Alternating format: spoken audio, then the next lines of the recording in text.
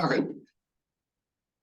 All right. Well, good morning, everybody. This is Jomo Stewart here at the Fairbanks Economic Development Corporation. I am graced with the presence of Miss Katie Yarrow of the Tier Gas Utility. We're here for our Tuesday morning task force, our Energy for All Alaska task force. It is Tuesday, November 28th.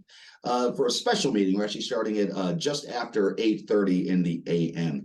Our guest is Mr. Nick Czarnecki with the Alaska Department of Environmental Conservation, here to discuss or start a discussion relative to the recent announcement by the EPA relative to our local PM 2.5 abatement plans. And so, Mr. Czarnecki, if I may, the floor is yours. All right. Well, thank you, Jomo, and thank you for the invitation to come and talk about the EPA's recent action on the SIP. Just want to double check that everybody can hear me okay, and you can see the screen. Get on our end, sir. All right. So what I am going to do is I'm going to start off with a presentation that I gave several times earlier this year. You can see that the title slide says this is for January 25th, 2023. I gave this to Chamber of Commerce and to lots of other entities around Fairbanks when the proposed action came out. And so just to remind everybody of what was in the proposed action, and then we'll get what's in the final action. In the proposed action, EPA proposed approval of several SIP elements and disapproval of several SIP elements. We talked about back then in January, what the next steps are for doing comments and preparing SIPs and potential timelines, and what actions that the Chamber and also, other entities around Fairbanks could take to advocate for their positions. And so just really quickly, what is in the final action, what's in the proposed action and what's in the final action for approval remains the same. There's been no change for these. The base here, NOx precursor, VOC, precursor, ammonia, backed and control strategy, a lot of the solid fuel or wood stove BACM requirements. And all of these pieces are all still approved, so there's no change. I do want to remind everybody that the large gaps where we were sitting back earlier this year between EPA's proposed action and the state's position and where the community wanted to be we had this gap with the ULSD mandate. EPA wanted the community and the state to adopt ultra-low sulfur diesel for home heating oil. And EPA also did not agree with the state's strategy on the point source SO2 control strategy. And those were the biggest gaps that we had back in January. And back in January, we said, what do we need to do? There's a couple of different things. We need to provide comments during the comment period and work on the SIP amendment. And so just wanted to remind everybody of where we were at back in January and the progress that's been made on that. And what we asked folks to do back in January was to provide written comments and to also show up and testify at an EPA public hearing.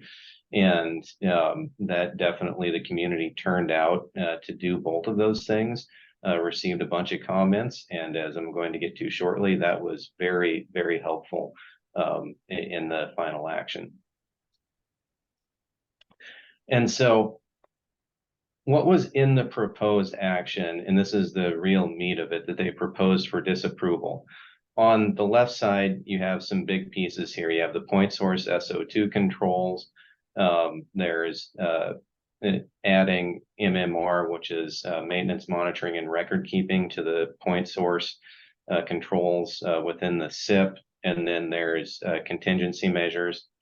The other big piece here in the middle is for BACM, or best available control controls. And these are the ones that EPA proposed to disapprove. And so the state had not adopted these, and EPA's position was the state needed to adopt them. ULSD requirement, changing the requirements for wood cellars, residential coal-fired heating devices, coffee roasters, char broilers, used oil burners, weatherization, vehicle idling, and other transportation measures.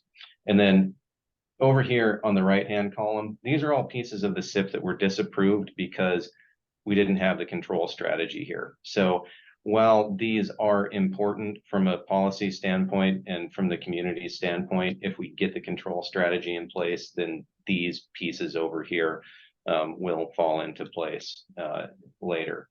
And so what changed from EPA's proposed action to their final? Some good news. We have the ULSD requirement. EPA approved the state's analysis, and so for the time being, we do not have to mandate ultra-low sulfur diesel. The charbroiler analysis was updated and EPA approved it. The used oil burners was updated and EPA approved it. A bunch of other transportation measures were updated and EPA approved those. Vehicle idling, I have it here as partially approved, and that's because the EPA approved the heavy duty vehicle idling analysis that DEC provided, but they did not approve the light duty. And so EPA would still like to see the state adopt a light duty anti-idling program for parking lots. Then over here, we have the point source SO2 controls. This is also one of the big gaps. And we are working with EPA and working continuously on the modeling and the analysis to get that done. I think the big pieces is that EPA has acknowledged the science that's going into it. And we have been working with them pretty consistently. And if the science points towards the fact that the power plants do not contribute significantly to the PM emissions, then EPA is willing to approve that point source precursor analysis. It's in pink instead of green because it is not done yet, and we won't know the final answer until we actually get an amendment into EPA and they can review it and get an approval. But yes. Would you be open to taking some questions as we go? Would you rather burn through? Yeah, no, I'm on. We can just take questions as we go. This was kind of the meat of it was right here. So this is a good place to pause and take some questions. Okay. Well, hey, everybody, as always, I would remind you, this is for all of us, which is to say it's for your benefit. So if you have any questions, if you have any comments, I am monitoring the chat. I am monitoring the participant list. You can raise your hand and ask to be acknowledged. You can put your question in the chat, or you can simply take yourself off mute and fire away.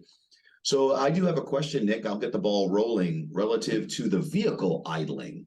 When you say light duty, how light duty are we talking? I guess I'm wondering is, what we're talking about large diesel burning vehicles, diesel fueled vehicles should no longer be just idling forever, or is it right down to say people's gasoline powered passenger vehicles? No, it's passenger vehicles. Okay. Oh, so we're all going to have to sit in a cold car, wear layers. Well, that's what EPA is stating with this disapproval is that EPA did not agree with the way that DEC dismissed the light duty vehicle idling.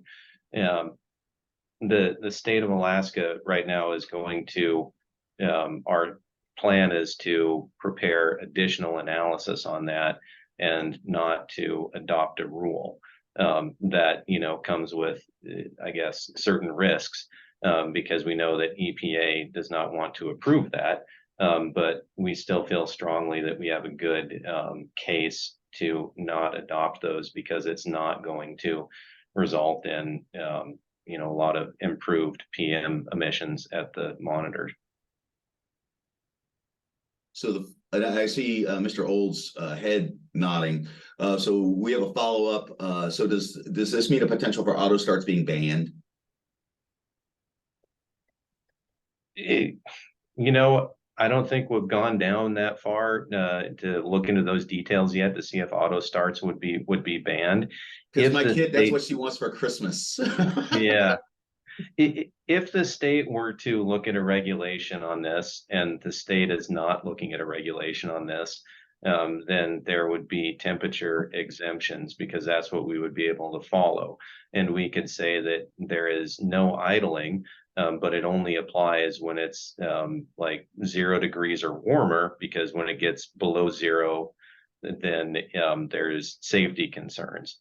And EPA would accept that, because they have accepted that in other SIPs. We just don't see the point of putting a regulation like that in for Fairbanks, because as everybody knows, that's not going to do anything, because it's below 0 most of the time. Mr. Olds, you have something to add? No, I mean, Nick covered it. We surveyed some other states to look at those regulations, and we don't think it makes sense. And so we're going to highlight those and argue for why it doesn't make sense. Now, it is pointed out in the chat that, or asked, aren't there already rules and regulations relative to idling of your vehicle today? I don't think that there's any specific rules with anti-idling in parking lots, but there could be something that was back with the carbon monoxide days that is still on the books that I don't know about. I was going to say the I&M provisions they exist, but I think they're suspended. There's like only one, and it's not an idling provision that's still extant. That's my understanding. So you can find them in regulation, but they're technically suspended, I believe. Yeah, I think that's the case. And I see a question in the chat that if an engine is driven cold, doesn't it emit even more pollutants? Yes, it does. That's what we're trying to present to EPA. And it's very frustrating, because we have data that shows that that is true for carbon monoxide, but we don't have specific data for PM, but we can use it as a surrogate. And EPA is not accepting that. They're saying, well, you don't have direct data on PM emissions, you just have CO. So it's inconclusive, and you have to put in an anti-idling. So some of the, in the weeds and discussion on this is a little bit frustrating, but that's what we get paid for. Okay. And on a straight economic basis, I mean, there is an argument to be made to minimize your idling to what is necessary, because you're just burning fuel. I mean, you're burning money and not moving your vehicle around. Nick, as we're discussing this, and I think the majority of comments in chat, we Alaskans tend to agree on this topic, and that's why we're pushing back again on this. I don't know if there's something we can put out in public notice to basically take comment on, considering why we're not proposing to do it. But if we can go to the public comment period and accept comments on that topic, it may help just support our justification going back to EPA and saying, look, we took all comments. I don't know if that's a thing for us. I know that obviously EPA can do it. And so how best to do that is something that we can talk about. But yeah, it would be a pointless regulation. And undercut any credibility that we have for this community, I feel like. Yeah. And I think moving on, I really just have one more or two more slides on the timeline. But if there's other questions, please just jump in with questions. And I see one in there from David Fish. How certain is DEC that the precursor demonstration will be approved by EPA? Recent response to comments for Aurora's BACT cautions against relying entirely on the SO2 precursor demonstration to rectify disapproval of the SO2 BACT determination. Yeah, and good question, David.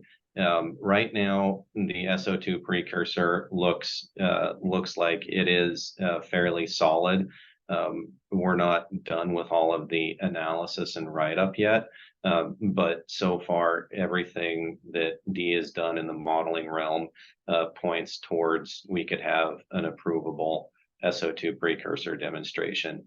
EPA has hinted that it's not going to be just the SO2 precursor demonstration, that they are going to want to see evidence within the attainment demonstration and expeditious attainment for how the state plans to make up for any potential shortfall for not controlling point sources.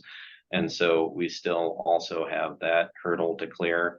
But I would say that it's, fairly likely in the 75% probability that we can get the approvable SO2 precursor demonstration across. And so it's a great question. We feel confident in it, but we won't know the final answer until we get the SIP submission and an EPA actually does their review.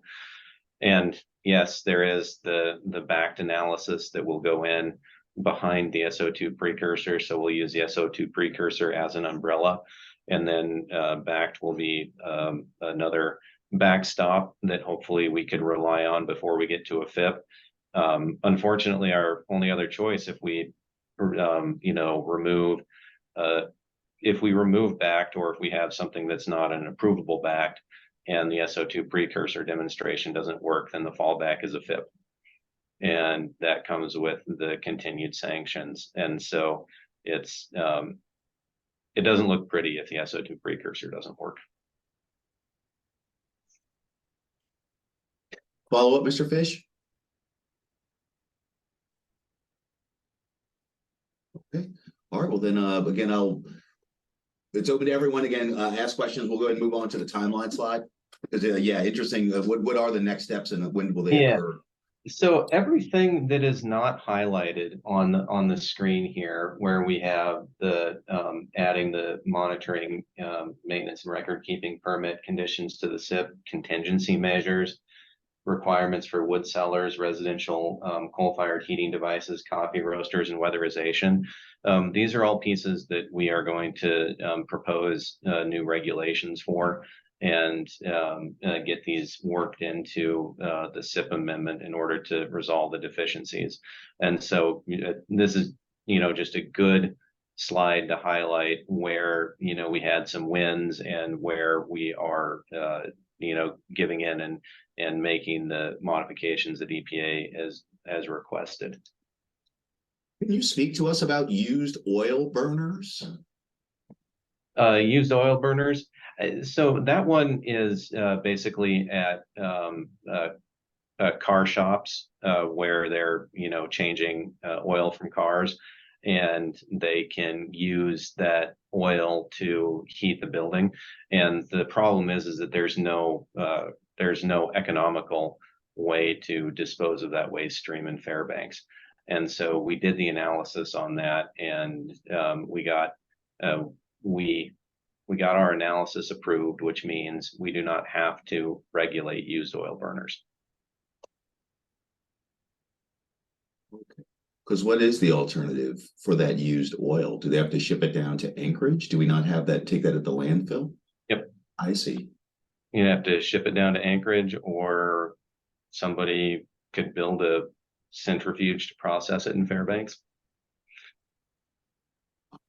But yeah, there's not a lot. So the timeline that I presented to the community and lots of folks back in January looked like this. We were sitting in January of 2023, we had the partial approval. We had projected that by January of 24, that EPA would publish the final action, and that Alaska would be submitting a SIP amendment with defensible SO2 and stuff in January of 24. The sanction clock would start in February of 24, and then we would basically work through the approval process and avoid sanctions in a FIP. And what that timeline looks like now is that EPA published its final approval in December, so a month earlier than we had projected back then. And that's pretty good considering there were a bunch of lawsuits. The big piece is that modeling has taken longer than we thought it would back in January, and getting through some of the SIP process. And so now the SIP, we're projecting to go out to public comment sometime in the February or March 2024 time range. that would get us to a SIP submittal in July of 2024. And what this timeline looks like is, because we were published in December this year in the Federal Register for the final approval, 30 months later, or 30 days later is when the sanction clock and the FIP clock starts. So that'll start in January. We'll go through our processes, get a SIP submitted in sometime July timeframe. The first sanction, which is 2-to-1 offsets, will be imposed in 18 months, which will be June of 2025. We do not get to stop the sanctions in the FIP clock until EPA fully approves, which, given our July 2024 submittal, would put us in December 2025, right before the highway sanctions and the federal implementation plan, which is due 24 months after the sanction clock starts. So right now we are on a timeline to avoid the most painful of these, which is the highway sanctions and the FIP. But as you can see, it is very, very close. And so we're really going to be pushing hard for this July 2024 SIP submittal. And in order to get there, we're going to have to go out to public comment somewhere in the February to March timeframe. And so that's what our timeline looks like. And I'll pause there for any questions. Okay, the floor is open. All right. While no one's dancing, I'll go ahead and ask. So what are things that normal John Q citizens and JQ citizens can be doing to help with this process? I've been advocating for, really in very, very simplest terms, limit your emissions as much as you can. Yeah, and that's a really good question, Jomo. And right now, what folks can do is they can work to minimize emissions. You can more alerts. You can go out and make sure that you're listening to the alerts and not burning your wood stove when when the air quality is forecasted to be poor. You can talk to your friends and neighbors about it and get the community buy-in, because the only way that we're going to get out of this endless planning cycle and these more stringent regulations is to actually clean the air. The best way to do that in a hurry is to get people to listen to the curtailment and the burn bans. Second is to work on your own home appliances. Go to Steve at the borough and go through the change out program. Get your appliances updated, switch to a cleaner source of fuel, and talk to your neighbors about it. This is a community effort, I think, and so those are the things that folks can be doing. And if you are burning and using wood to stay warm, only burn dry wood. Make sure you're getting your chimney swept once a year and that you're paying attention to how things are going. And so, yeah, I think that's probably the most important message. But yeah, I know Jason and Steve and other air quality folks are on. So if there's something I missed, guys, please jump in there. Nick, the only thing that comes to mind on your timeline, unrelated to things people can do, is we do have some optimism as far as EPA taking actions, because there's a question in the chat from David. But we do have some optimism around EPA taking action sooner than the 18 months that they're required to do so. I think they're motivated to do that so they don't have to begin the process of their public notice of a FIP or anything. And so that July 2024 timeline is something that we've discussed with them at length about what they could do to act on something and still avert some of these sanctions and everything, as they would look to come out with a final action as soon as possible. And as we have worked through some of the actions that we're planning to take, and as we've worked through some of the modeling demonstration, everything, we've been sharing that with EPA as we go along. As Nick referenced, their acknowledgement of that science and everything else. We're not doing this and then surprising them for the most part with anything in July of 2024. We're hoping that this can be a narrow amendment with those items discussed and that we can get some approval in place that sort of prevents some of these things from coming to pass. On a practical basis, what do two-for-one offsets look like? It is really just pertains to your major industrial point sources. And what it means is that if one of the, power plants like GVEA or Aurora or UAF, or Doyan Utilities, if they wanted to do a major modification, then for every 1 ton that they would want to add with that modification, they would have to come up with 2 tons that they are subtracting. And so it makes it very difficult for anybody to modify, a point source within the non-attainment boundary, or for any new major point sources to come in. All right. Again, I open it up. Oh, we got a big note from Mr. Newman.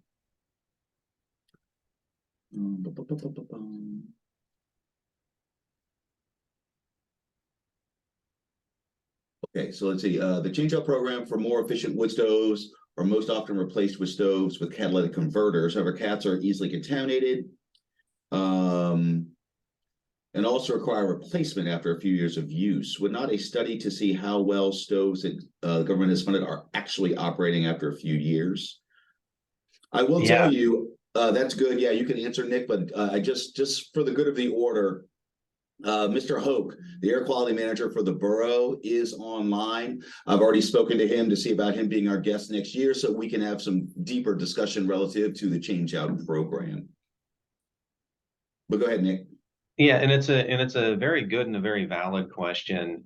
We've been doing a lot of work with EPA and the certification program, and we actually do have money right now to do verification testing for stoves that have been changed out, and so we have funding to do exactly what is proposed.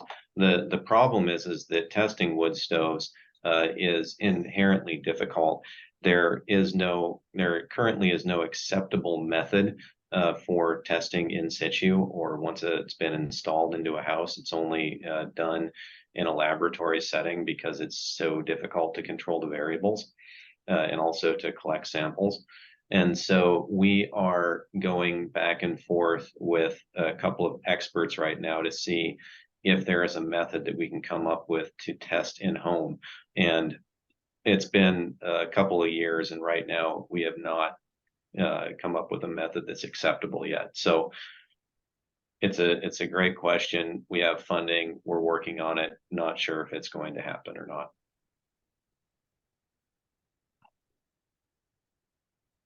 Follow up? All right. Well, we have some normally chatty folks. Here we go. Now we're getting somebody. Yes, Miss Serena. Hey there, everyone. Thanks for the great presentation, Nick. Really interesting. I think you put this really nicely and succinctly with the update, so I appreciate that. I'm working on a project with my company, Air Vitalize, to capture outdoor particulate matter pollution for all the issues that are going on here. And kind of similar to the question that was just put in the chat by Gary, what type of initiatives might there be for looking at new technologies that maybe haven't been thought of yet to try and lower particulate matter in different levels that haven't been on the radar before? And Serena, it's a great question, and within the context of a SIP, or a state implementation plan, that starts to go into the legal weeds with what the state needs to analyze as part of the best available control measures, or the BACM that the state is required to implement. And the basics for that BACM analysis are that the state goes out and reviews with around the country every other non-attainment area and every other jurisdiction that has any regulations in place to control emissions. And the regulations that we review for control and implementation have to have 2 important components. They have to be permanent and they have to be enforceable, and they also have to be demonstrated that they are actually achieving emission reductions. And in order to meet those requirements, that's how we go through and review things. So it puts new technology into a difficult space as far as getting worked into the state implementation plan as part of the regulations. And that's kind of done on purpose because the EPA, when they developed all these programs, they really just wanted to have the demonstrated, emission reduction control measures that the states are required and have to adopt. The kind of new technologies and emerging technologies, those can be very useful. And if they can actually demonstrate emission reductions, then we can find other ways through targeted airshed grants and non-regulatory avenues to get those implemented. But they don't really have a place within the regulatory structure. I don't know if that totally answers the question, but we can definitely have another chat about that too. Yeah, that was very helpful. Thank you so much.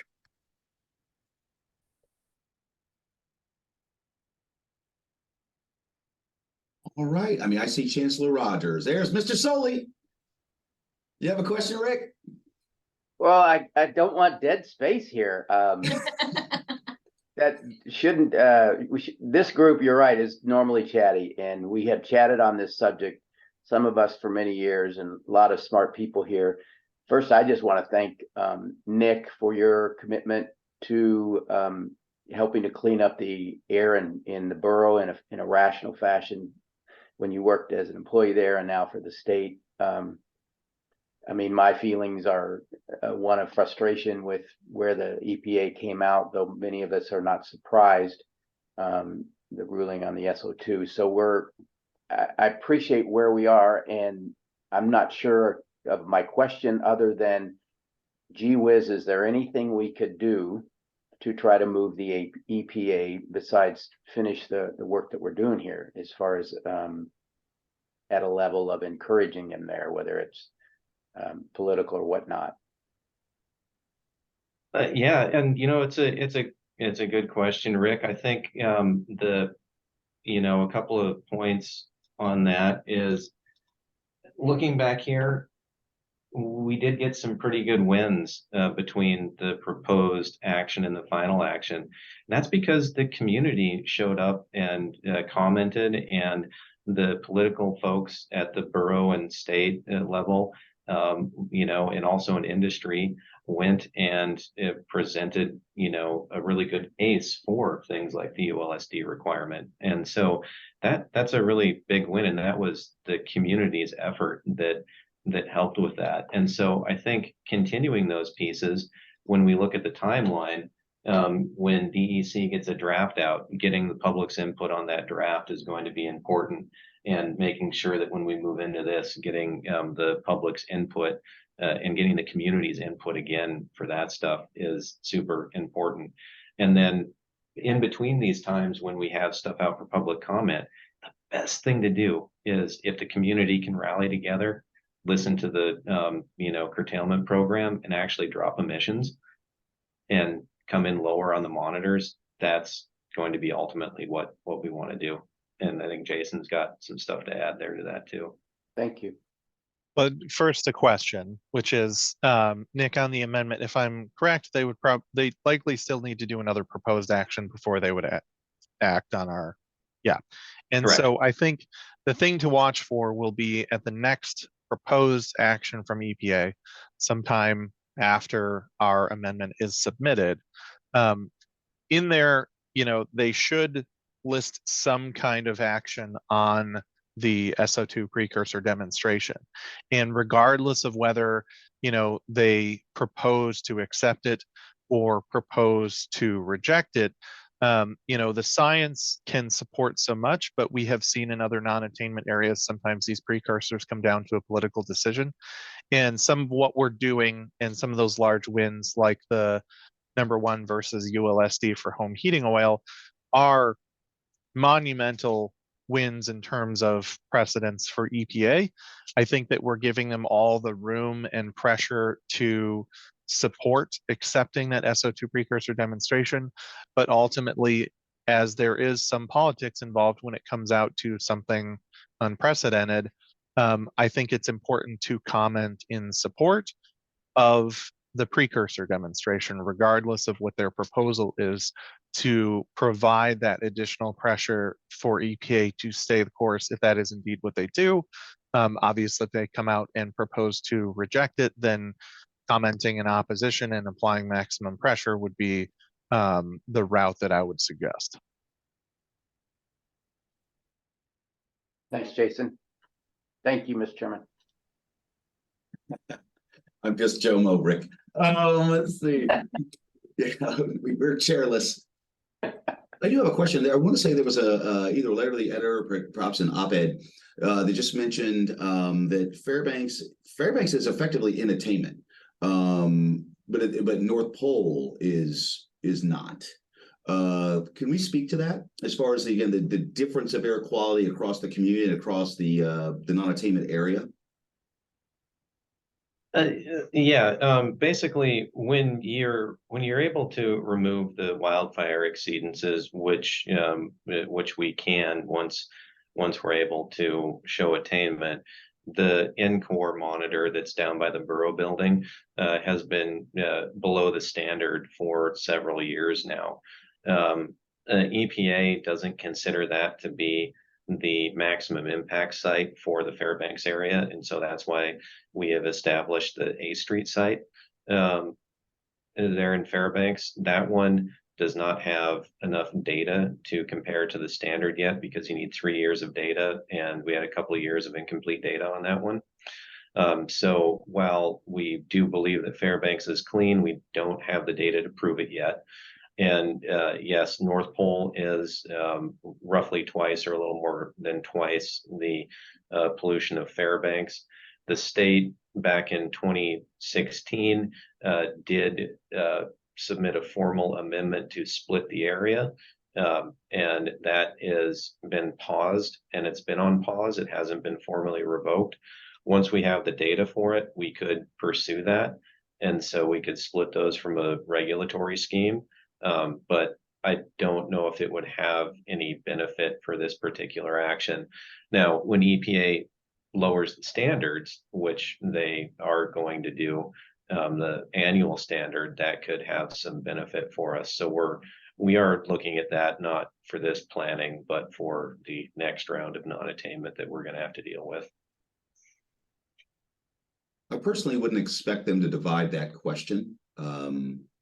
Because again, we pit one part of town against another to lean on them to clean up the air.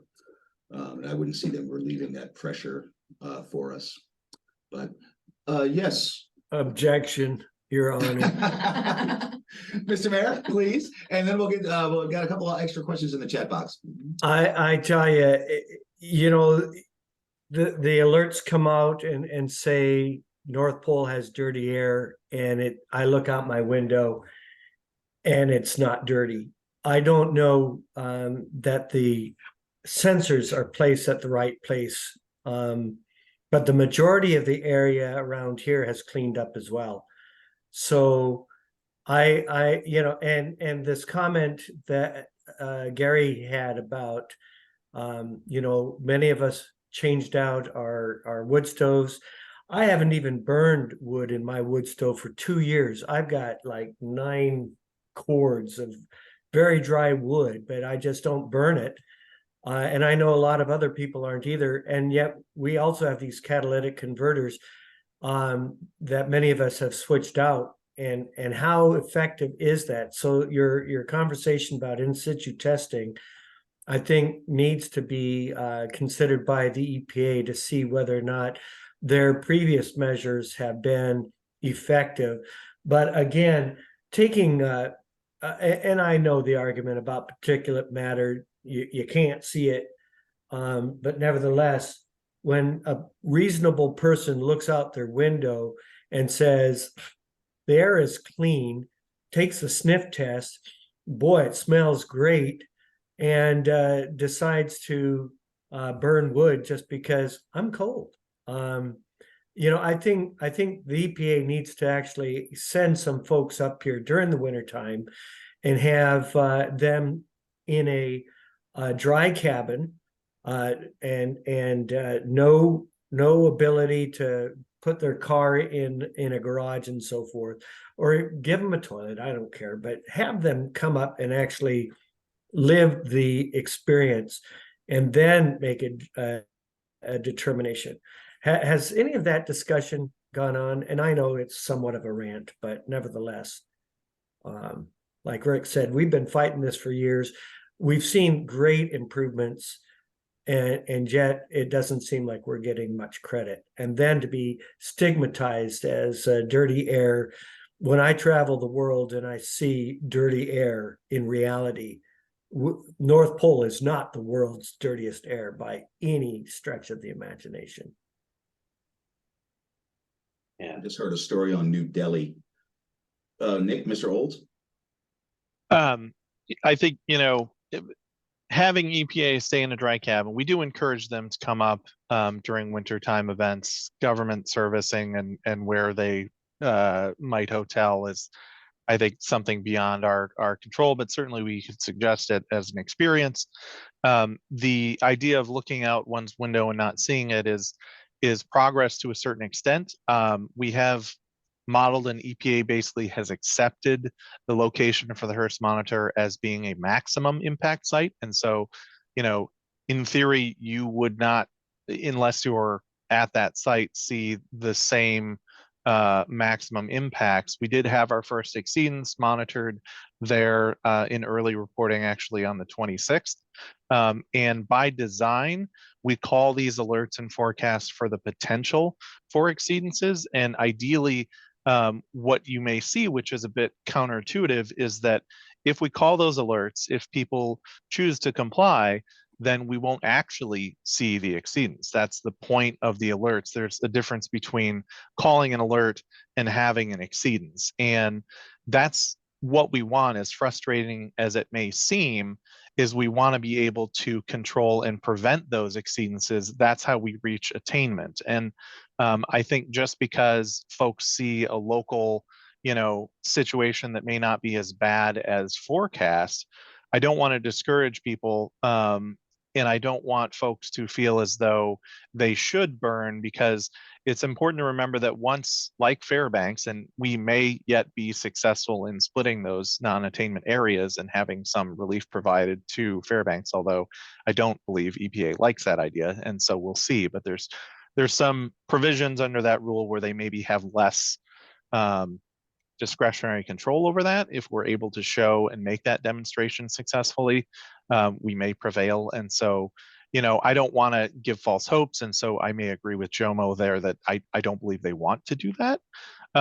But, you know, technically Juneau is still a non-attainment area for wood smoke. It's in maintenance status, and that's from, you know, the 80s and early 90s. And it takes a long time to get out of this regulatory mess. And it's certainly a situation that none of us want to be in. And so when I talk about not being discouraged and all of that, is that it's going to take a long time to show that these controls and these measures are effective. And so that idea that we may call alerts and then the air quality may not be as bad is something that will become more normal if we are to ever get out of this. And that's where we want to be until such time that EPA lifts that maintenance declaration, which may or may not be within my career, but it's certainly a goal that we have as a department. So again, when you look out the window and if you get the alert, first of all, so I've been getting alerts. I finally got off my duff top of last year. Thank you for the encouragement, DEC. And I did get on the alert system, so I'm getting my alerts. And so you, as a person with a solid fuel burning device, if you get the notification and the air is clear, great. That's why they want you to not burn, is because we're trying to avoid dirty air. And then if you look up the next day and the air is still clear, it's not something for you to look back on and wish you'd done some free riding. It's for you to pat yourself on the back because your participation by not burning has made sure that we didn't have an exceedance. Yeah, and I will add to, all the stuff that Jason talked about, that, we do put a significant amount of resources and effort into calling those alerts. We do have a meteorologist on staff, and there is a PM 2.5 forecasting model that has been developed with a significant amount of contract money that's specific to the area. It takes inputs from the monitors and the meteorological stations all around the non-attainment area, and helps forecast what the PM 2.5 levels are.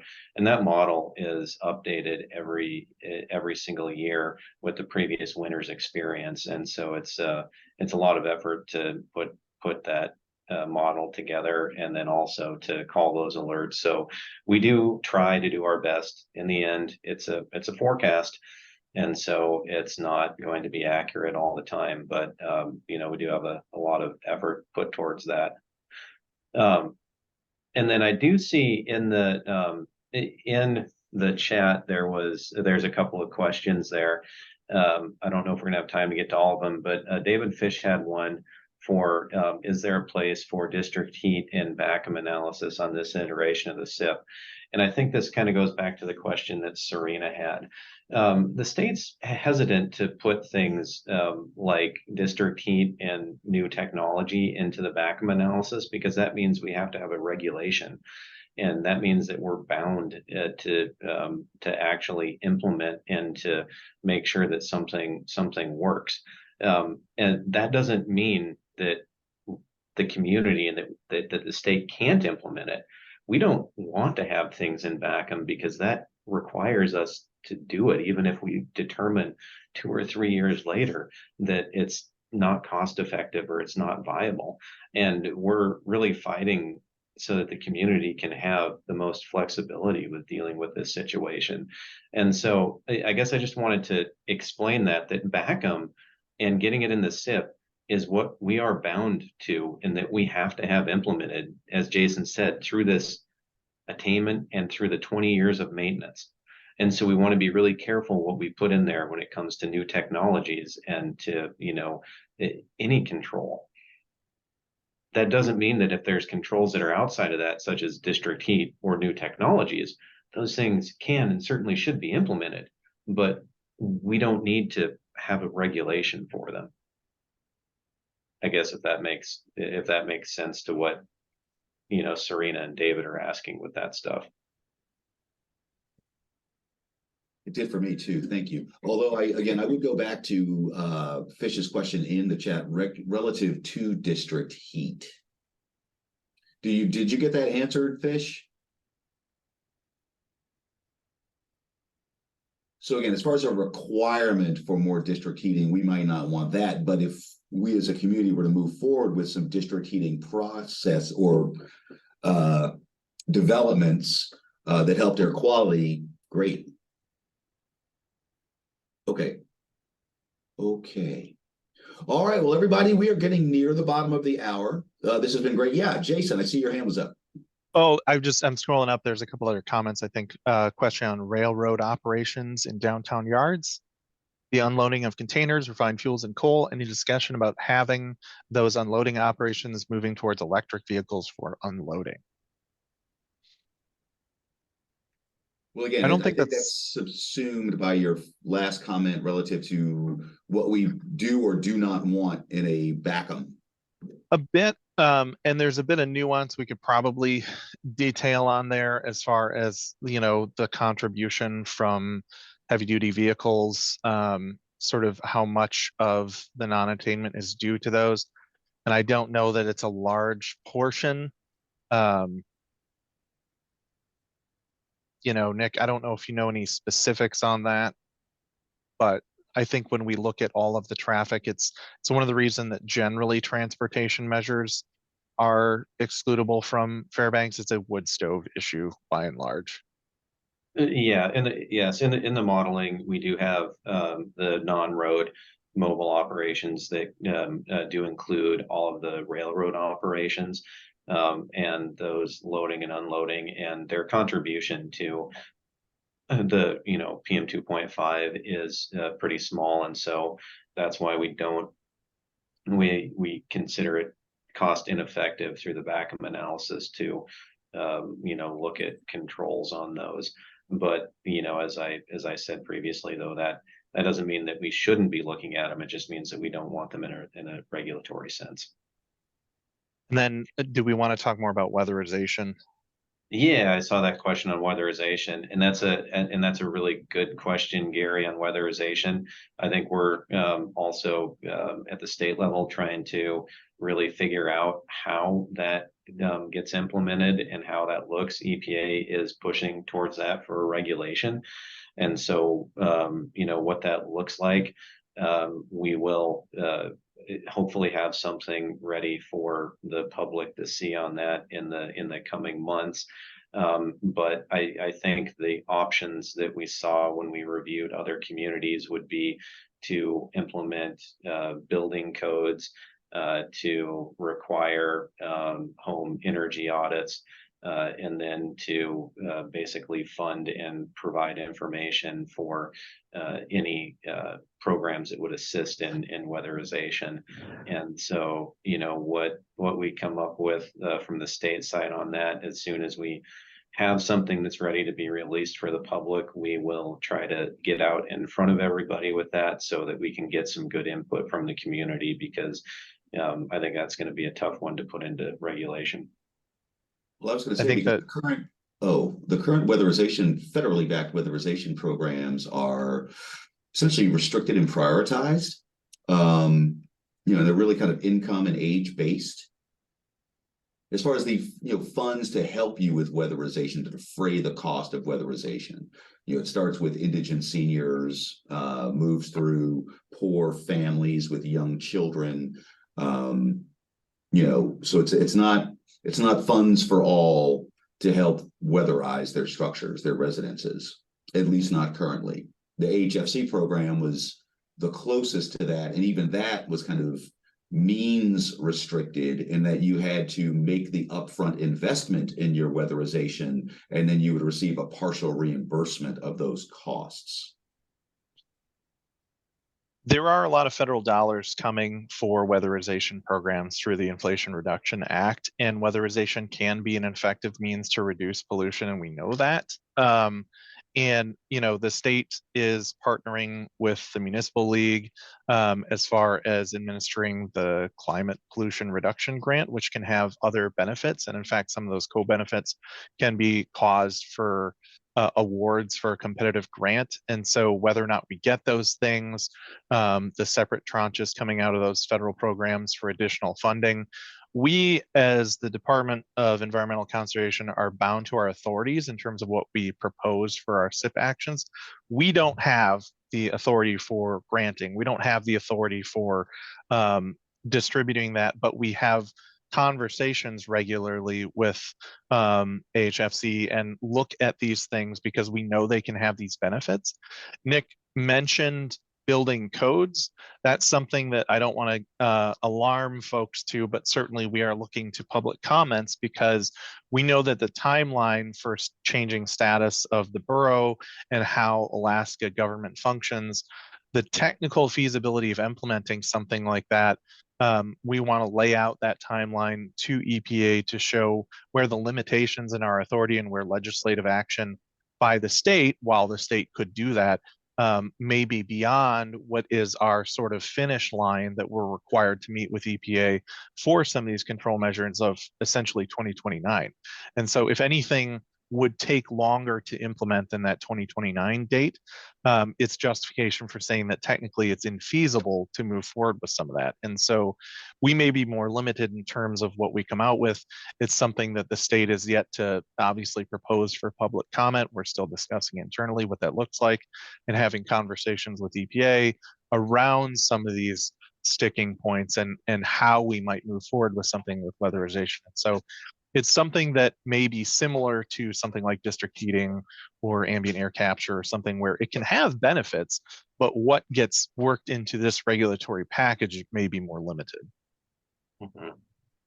And I would lob out, I've heard that, because as you know, I've been a big proponent of weatherization. I've heard that we're back to where we were before the AHFC rebate program, which is that essentially the energy raters have demobilized. And so we would have we'd have to de-bottleneck that again, as far as energy raters. Again, when there was lots of work for them to do, there were folks ramped up and there were lots of people doing the work. As the work tailed off, people have started doing other things, sold their equipment. So we'd have to kind of restart. Yeah, You're absolutely correct. But I still advocate for that. I still advocate for that. Yeah. Everyone, this has been great. We're at the bottom of the hour. I would open up the floor to any last comments or questions. Great presentation, guys. I really appreciate it. Again, getting a better feel for what's been approved, what's been denied, what are our timelines moving forward, all landing on the final punchline of it's for all of us to help clean up the air. And probably, and again, for a John or Jane Q citizen, just doing the best you can to limit your personal emissions is helpful. And it is having a positive impact.